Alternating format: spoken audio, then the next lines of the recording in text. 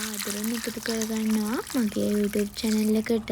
ඔයාලා හැමෝම ඉතින් අද මම ඔයාලත් එක්ක share කරගන්නේ කොහොමද රසට ඒ වගේම ගුණයත් රැකෙන විදිහට කරවිල සම්බෝලයක් හදාගන්නේ කියලා.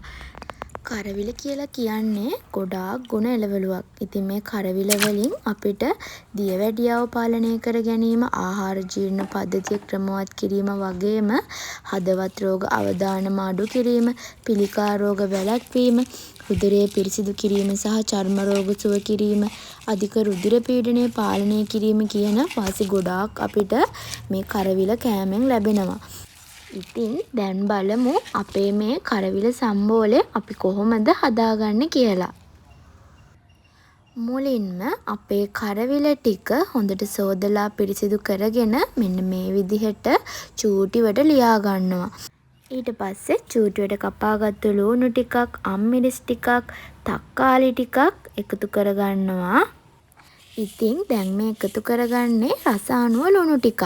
ඊට පස්සේ ගම්මිරිස් කුඩු ටිකකුත් එකතු කරගෙන මේකට දෙහි බෑයක විතර දෙහි යුෂ ටිකකුත් එකතු කරගන්නවා. ඉතින් මේ දෙහි එකතු කරගත්තාම මේකේ රස ගොඩාක් වැඩි. ඉතින් මේ වෙලාවේ ඔයාට තියෙනවා නම් උඹලකඩ ටිකක් වගේ එකතු කරගන්න පුළුවන්. ඉතින් උඹලකඩ එකතු කරගත්තාමත් අපේ මේ කරවිල සම්බෝලේ ගොඩාක් රසයි. ඉතින් මේ ටික ඔක්කොම එකතු කරගෙන මේ ටික අපි හොඳට දැන් අනා ගන්නවා. කවලම් කරගන්නවා. ඉතින් ඔච්චර තමයි. ඉතින් චූටි දෙයක් තමයි තියෙන්නේ. ඉතින් ওই විදියට හොඳට කවලම් කරගෙන ඉතින් අපිට අපේ කරවිල සම්බෝලේ හදාගන්න පුළුවන්. ඉතින් මේක අර බැදලා හදාගන්නකොට කරවිල වල තියෙන ගුණේ ඉතින් විනාශ වෙනවා. ඉතින් මේ විදියට හදාගෙන කන්න පුළුවන් නම් ඇත්තටම ගොඩාක් ගුණයි.